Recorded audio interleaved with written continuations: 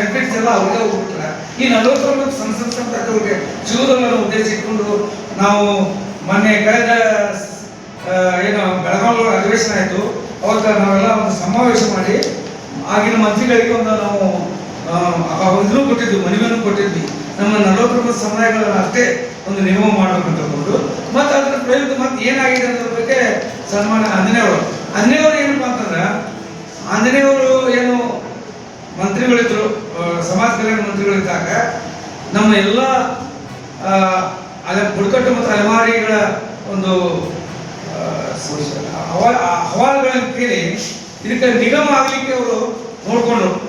ಇವತ್ತು ಅವರು ಎಲ್ಲ ಜನರನ್ನ ಕರೆದು ಅವ್ರ ಸಮಸ್ಯೆಗಳೇನಾದ್ರು ಏನಾಗ್ತದೆ ಇದನ್ನೆಲ್ಲ ಕರೆದು ನಮ್ಮ ಒಂದು ಏನು ನಿಗಮ ಆಗಲಿಕ್ಕೆ ಅಲೆಮಾರಿ ಅಭಿವೃದ್ಧಿ ನಿಗಮ ಆಗಲಿಕ್ಕೆ ಅವ್ರು ಕಾರಣಗಳು.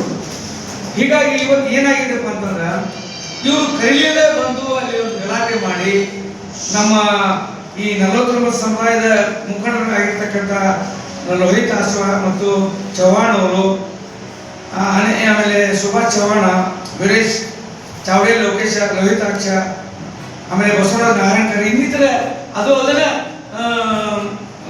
ಮಾಜಿ ಸಚಿವರಾಗಿರುವಂಥ ಆಂಜನೇಯವ್ರ ಮೇಲೇನೆ ಒಂದು ಕಂಪ್ಲೇಂಟ್ ಮಾಡಿ ನಮ್ಮ ಸೀರಿಯಲ್ ಆಗಿ ಬಂದಿದ್ರು ಅಥವಾ ನಮ್ಗೆ ಅವಶ್ಯಗಳಲ್ಲಿ ಮಾತಾಡೋದು ಒಂದು ಕಂಪ್ಲೇಂಟ್ ಮಾಡಿ ಇವತ್ತು ಜನರಿದ್ರೊಳಗೆ ಅವ್ರು ಇದಾಗಿದ್ದಾರೆ.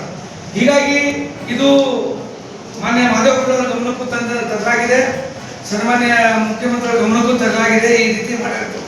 ಅದಕ್ಕೆ ಇವರೊಬ್ಬ ಉನ್ನತ ಸ್ಥಾನದೊಳಗಿದ್ದಂಥ ಒಬ್ಬ ಮಹಿಳೆ ಏನೂ ಮಾಡಿಲ್ಲ ಮಾಡ್ಯಾರ ತಿಳ್ಕೊಂಡು ಇವತ್ತು ಕಂಪ್ಲೇಂಟ್ ಮಾಡಿದ್ದು ನಾವು ಖಂಡನೆ ಮಾಡ್ತೇವೆ.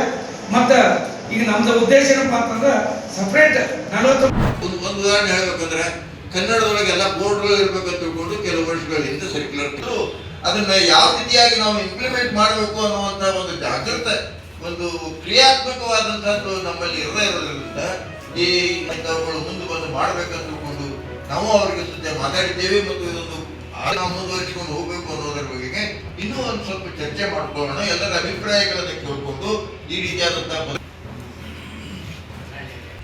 27 ಚಾಪ್ಟರ್ ಐತೆ, 8 ಚಾಪ್ಟರ್ ಶಾಲಾ ಶಿಕ್ಷಣಕ್ಕೆ, ಚಾಪ್ಟರ್ ಇವೆಲ್ಲಕ್ಕೂ ಸಂಬಂಧಪಟ್ಟಂತ ರೀತಿ ಒಳಗೆ ವೃತ್ತಿ ಶಿಕ್ಷಣ ಇರ್ಬೋದು, ಡಿಜಿಟಲೈಸೇಷನ್ ಇರ್ಬೋದು, ಟೆಕ್ನಿಕಲ್ ಎಜುಕೇಶನ್ ಇರ್ಬೋದು, ಲ್ಯಾಂಗ್ವೇಜ್ 3 ಭಾಗ ಮಾತ್ರ ಈ ಪಾಲಿಸಿಯನ್ನು ಅನುಷ್ಠಾನಗೊಳಿಸುವುದರ ಬಗ್ಗೆ ಖಂಡಿತ ತಾವು ಹೇಳಿದ ಹಾಗೆ ಇದು